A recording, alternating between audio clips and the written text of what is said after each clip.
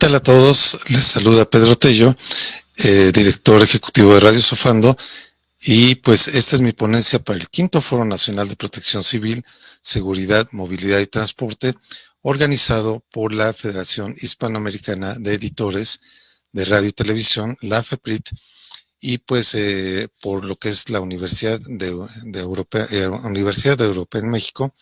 Y saludamos a nuestro amigo y organizador Alejandro César Vázquez y le agradecemos la invitación a este quinto foro. Y bueno, pues mi ponencia es en relación a la seguridad y al transporte, sobre todo al transporte pesado. Y bueno, todo esto con motivo de que hace unos días ocurrió un lamentabilísimo accidente en la Ciudad de México, donde se volcó una pipa que transportaba pues una gran cantidad de combustible de gas que es altamente inflamable. Todo esto fue en la entrada de la carretera la carretera que lleva de la ciudad de Puebla o que viene de Puebla a la Ciudad de México. Todo esto fue justamente en la entrada y pues hay muchas hipótesis de lo que sucedió. Hay hipótesis que si fue por el estado de la carpeta asfáltica, que estaba irregular, había baches, rugosidades en la carpeta, había pues también por ahí información de que pudiera ser exceso de velocidad, aunque todo esto pues se ha venido tratando de ver de una manera técnica, pues no podemos evitar que en redes sociales se hagan este tipo de especulaciones y en algunos noticieros a falta de información, pero aquí de hecho pues lamentablemente de este terrible accidente ya van 19 personas que han perdido la vida a raíz de ese accidente. Hay más de 30 personas que siguen hospitalizadas con quemaduras en todo el cuerpo, pues alrededor de un 90%, lo cual, de acuerdo a los especialistas, a los médicos, estas quemaduras se consideran quemaduras fatales, que ponen en riesgo la vida ya del 90% del cuerpo. Y todo esto nos debe llevar a una reflexión.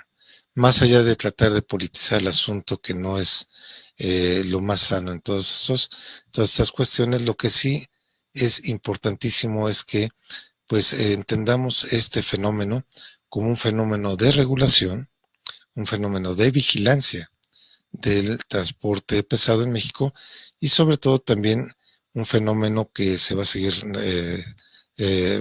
presentando si no tomamos cartas en el asunto. Y bueno, pues aquí yo quisiera en un momento dado comenzar con una cuestión básica, que es pues que todas las ciudades grandes en el mundo o las ciudades importantes siempre tienen un libramiento carretero para que el transporte de carga que va a cruzar la ciudad no tenga que cruzar por la zona urbana. ¿A qué me refiero con esto de libramiento carretero? Pues nos estamos refiriendo al asunto de que hay movimiento de transporte que es necesario llevar desde materiales de construcción, maquinaria pesada, en fin, este tipo de cuestiones es muy importante llevarlas y pues por lo tanto se requiere de cruzar por algunas zonas de alta densidad urbana. Pero ¿qué pasa si en un momento dado nosotros no tenemos una regulación suficiente para que eso se pueda hacer con seguridad? En algunas otras ciudades, ¿cuál ha sido la experiencia? Hacer una desviación para que si alguien viene de la carretera México-Puebla o la carretera México-Guerrero o México-Cuernavaca o la carretera de Tula que va a cruzar la Ciudad de México, pues haya libramientos. El hecho es de que a la fecha, pues la gran mayoría de los transportes pesados de carga pasan por la Ciudad de México. Ahora bien, en algunas veces se ha visto que en la noche es cuando pasa el transporte pesado por arterias principales como el eje central, como la calzada de Tlalpan, pero el problema de todo esto es que ahora en este terrible accidente que se presentó, pues fue justamente a una hora pico, fue alrededor de las 2 de la tarde, en un horario laborable, y que además, pues, todo esto fue lo que generó que haya, pues, causado tantos daños y tantas tragedias humanas. Entonces, esto a lo que nos debe de llevar es pensar primero, el transporte no puede estar circulando de manera libre, no porque no sea necesario, sino porque existe un riesgo. Entonces, vamos a tratar de entender qué pasa ahí. En algunos lugares del mundo se dedica a un horario nocturno exclusivamente. En la Ciudad de México no es obligatorio. Entonces, este es el primer punto. Debería de haber una regulación para que el transporte pesado en las zonas urbanas fuera solamente por algunas zonas, algunas vías principales y sobre todo fuera de noche para evitar riesgos. Segundo punto, si no tenemos libramientos carreteros, dedicar algunas rutas de transporte pues plenamente habilitadas. ¿Esto a qué nos llevaría? En un momento dado nos llevaría a la situación de que las rutas de transporte pues puedan ser ya delimitadas con anterioridad. Decir, por ejemplo, estos camiones van a pasar a partir de las 10 de la noche en este lugar y solamente por esta y esta vía. Esto implicaría, obviamente, pues más tiempo de transporte. Esto sobre todo subiría los costos para las empresas transportistas, pero redundaría en mayor seguridad para los usuarios. Ahora, ¿por qué nos hace obligatorio? Pues esto nos podría llevar a pensar que existe una cierta resistencia por parte de esos grupos transportistas para tratar de abaratar costos, pero aquí vemos, lamentablemente, el producto de un acto inseguro, que es la pérdida de vidas humanas. Entonces, estamos hablando ya primeramente de construcción de libramientos carreteros. Segunda cuestión, normar ciertas rutas y ciertos horarios de transporte. Y el tercer punto, que yo creo que es importante, de acuerdo a unas de estas líneas de investigación que está revisando por parte de los peritos responsables en el accidente de esta pipa de gas, pues se decía que era negligencia del conductor, pero realmente el exceso de velocidad sí está normada, una velocidad en la máxima en algunas arterias. Y de hecho, pues incluso parte de lo que se ha venido dando en este debate es que el conductor pues realmente pues no tuvo una pues un exceso de velocidad, porque a esa hora, a la hora del accidente, pues las vías están altamente congestionadas, entonces era poco probable que fuera un exceso de velocidad. Pero esto definitivamente sí está normado, el uso de la velocidad del transporte de carga. Ahora bien, el otro punto de lo que son las líneas de investigación es la cuestión de que si existió algún tipo de bache o pues inconsistencia en el pavimento que hiciera que se volcara. De hecho, había personas que han escrito en redes sociales que toda esa zona de entrada está llena de baches. ¿Esto qué nos lleva? Nos lleva precisamente a dos puntos. Primero, que hay un programa insuficiente de bacheo en la Ciudad de México que provoca que en estos lugares se vaya dañando y no se vaya reponiendo a tiempo. Y la segunda cuestión es que la carpeta asfáltica que está en estos lugares no es la adecuada. La carpeta asfáltica, sobre todo, pues está diseñada para un tráfico de pues automóviles, sedanes, motocicletas, bicicletas, camionetas de carga hasta de 1 tonelada, pero ya lo que es el transporte pesado ya requiere de otro tipo de carpeta asfáltica o bien de concreto hidráulico, que es más duradero y que precisamente evita que el peso del camión lo rompa. ¿Qué es lo que pasa cuando un camión está demasiado pesado y termina rompiendo la carpeta asfáltica? Lo que pasa es que se empieza a agrietar y cuando llueve se mete el agua y el agua sabemos que busca camino. Entonces el agua empieza a horadar todo el relleno que tiene por dentro la carpeta asfáltica. Entonces, todo esto que sucede, que al paso del tiempo el agua lo que hace es un hueco al interior del camino y cuando pasa un camión pesado, se rompe esa carpeta asfáltica y se hunde. ahí es lo que se generan como socavones. Y estos socavones, pues también en esta semana vimos que en la alcaldía de Iztapalapa, que fue en el mismo lugar donde sucedió este lamentable accidente de la pipa, pues ahí vemos que hubo un socavón tan grande que se tragó literalmente un camión refresquero.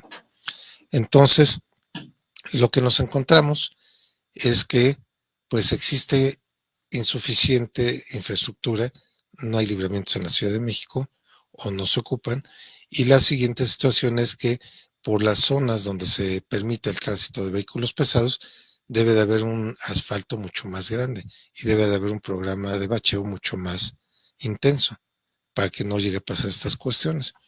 Ahora bien, en ese aspecto, lo que hemos visto, la respuesta de las autoridades, pues desde mi punto de vista se ha politizado, se ha ido por otros caminos que no debe de ser, cuando lo que realmente vemos es que se requiere un criterio técnico para que se defina rutas, horarios, se destine más dinero a los programas de mantenimiento y a los programas de construcción y mantenimiento de vías primarias o libramientos en su caso. Ahora bien, en el caso también de la señalética o de los señalamientos viales, también creo que debe de haber un, un señalamiento, bueno, señalamientos mucho más precisos que indiquen prohibido el transporte de carga de tal a tal hora, y también desde luego debe de haber seguimiento de las autoridades viales para que todos aquellos que violen esta disposición pues se lleven una sanción administrativa. ¿Por qué comento esto? Porque también es muy frecuente ver, no solamente en la Ciudad de México, sino que también en algunas otras ciudades del país, vehículos pesados que pues quieren pasar por un bajo puente y se quedan atorados, porque la altura del vehículo es mayor de la que tiene el bajo puente. ¿Esto a qué lleva? A que precisamente se vaya dañando de manera paulatina la estructura de los bajo puentes y termine colapsándose por falta de mantenimiento o en algún sismo. Entonces, ¿qué es lo que se requiere?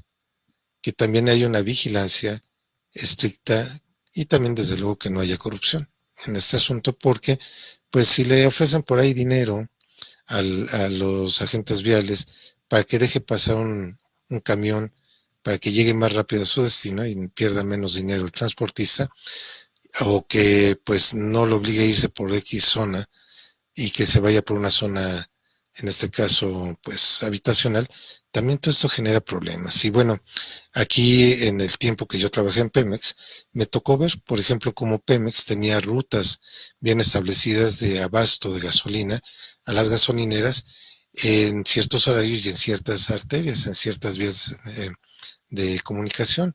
Esto era rigurosamente vigilado por las áreas de protección civil de la paraestatal, y esto lo que buscaba era abatir a cero el número de accidentes. Entonces se ha tenido experiencias que acompañan todo esto. Entonces yo creo que aquí lo que necesitamos de nuestras autoridades y de nuestros legisladores es que dejen de echarle la culpa al pasado, a los que se fueron, y que empiecen a tomar la responsabilidad de un país del tamaño de México, de una ciudad del tamaño de la Ciudad de México, y que entiendan que todo esto hay que dedicarle recursos, hay que dedicarle tiempo de manera objetiva, estudios técnicos, periciales, hay que hacer foros con los mismos transportistas, con la ciudadanía, para tratar de llegar a la mejor solución. Desde mi punto de vista, creo que sería la mejor recomendación que podríamos hacer. Y creo que de conclusión es lo que podemos llegar, lo que yo pudiera aportar en este quinto foro de protección civil, que hay experiencias que nos permiten poder perfeccionar esto. Todo esto no hay nada que inventar, todo esto ya está pues probado y establecido. Lo único que necesitamos es voluntad política. Y bueno, pues no me resta más, con esto termino mi plática, no me resta más que agradecer a la FEPRIT, la Federación Hispanoamericana de Editores y Productores de Radio y Televisión, a su presidente Alejandro César Vázquez, a lo que es la Universidad Europea en México, y a todos los asistentes a este foro les damos las gracias. Se despide de ustedes Pedro Tello, director ejecutivo de Radio Sofando, y así me pueden buscar en redes sociales como Pedro Tello en Facebook, y Radio Sofando nos encuentran en todas las redes como @radiosofando, en Facebook, Twitter, Instagram, Trends, Reddit, en fin. Entonces, pues les agradezco mucho y les invitamos a que escuchen Radio Sofando, que tiene un alcance de más de 100 ciudades, 100 países en todo el mundo, más de 1000 ciudades, y llegamos a los 5 continentes difundiendo filosofía en radio para el filósofo que todos llevamos dentro. Se despide ustedes Pedro Tello García y agradecemos su participación en este quinto foro de protección civil. Hasta la próxima.